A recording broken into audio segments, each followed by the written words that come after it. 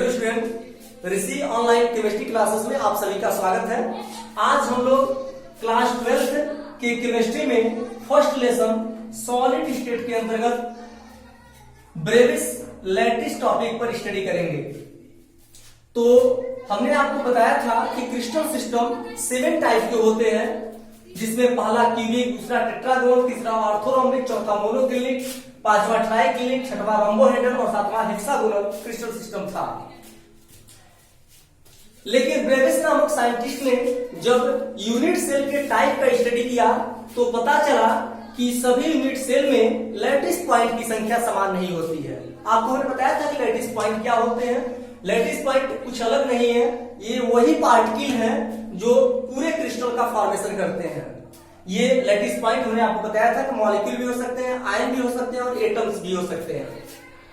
तो Brevis lattice ने जब क्रिस्टल सिस्टम का स्टडी किया यूनिट सेल के टाइप के बेस पे, तो पता चला कि यूनिट सेल 2 प्रकार का होता है। एक को हम प्रिमिटिव कहते हैं, जिसमें सिर्फ कोनों पर ही लैटिस पॉइंट पाए जाते हैं, और दूसरे को सेंटर्ड कहा जाता है।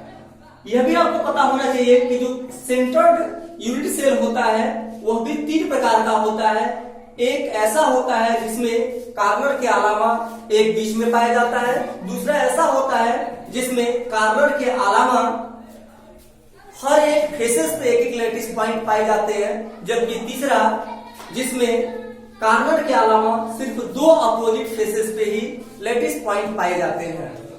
तो जब ब्रेविस ने 7 टाइप ऑफ क्रिस्टल सिस्टम का स्टडी किया तो पता चला कि 7 टाइप ऑफ क्रिस्टल सिस्टम खुद 14 प्रकार के होते हैं। यही 14 प्रकार के क्रिस्टल सिस्टम को ब्रेविस लैटिस के नाम से जाना जाता है। तो ब्रेविस लैटिस कितने होते हैं? ब्रेविस लैटिस 14 होते हैं। तो 14 ब्रेविस लैटिस किस प्रकार से डिवाइड है, क्या इनका फीचर्स है, क्या इनका मेन लक्षण है, तो इसको हम यहां जानेंगे। तो क्यूबिक जो क्रिस्टल सिस्टम होता है, इसमें 3 टाइप के ब्रेविस लैटिस होते हैं। एक प्रिमिटिव, दूसरा बॉडी सेंटर, तीसरा फेस सेंटर।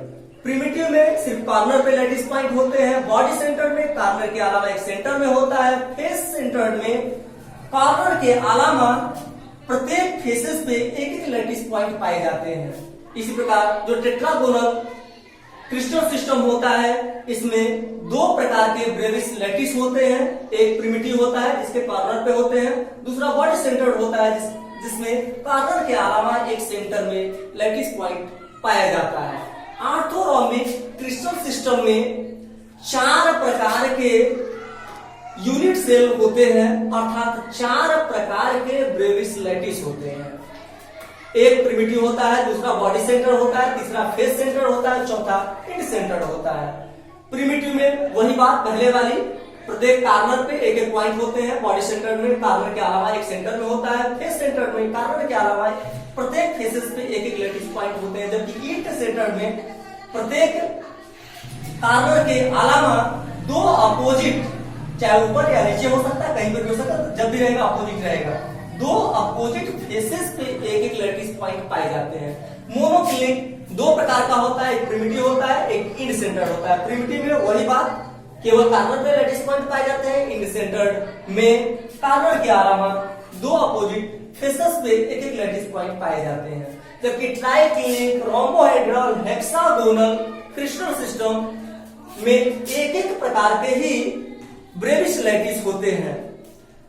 ट्राइक्लिनिक में भी प्रिमिटिव होता है, केवल कार्नर पे पाए जाते हैं, रोम्बोहेड्रल पे भी केवल कार्नर पे पाए जाते हैं, और हेक्सागोनल में जितने भी कार्नर होते हैं सभी कार्नर पे एक लैटिस पॉइंट पाए जाते हैं। तो यहाँ पे हमने देखा कि 3 प्रकार के क्यूबिक होते हैं, 4 प्रकार के टेट्रागोनल, 2 प्रकार के टेट्रागोनल, 4 प्रकार के ऑर्थोरोम्बिक, 2 प्रकार के मोनोक्लिनिक, और एक टाइप होता है ट्राइक्लिनिक, रोम्बोहेड्रल, हेक्सागोनल का। इस तरीके से यदि ये सभी को आप ऐड करें तो पता चलेगा कि 14 टाइप के क्रिस्टल सिस्टम पाए जाते हैं, जिसे हम ब्रेविस लैटिस के नाम से जानते हैं। तो चलिए आज का हमारा ये टॉपिक समाप्त हुआ।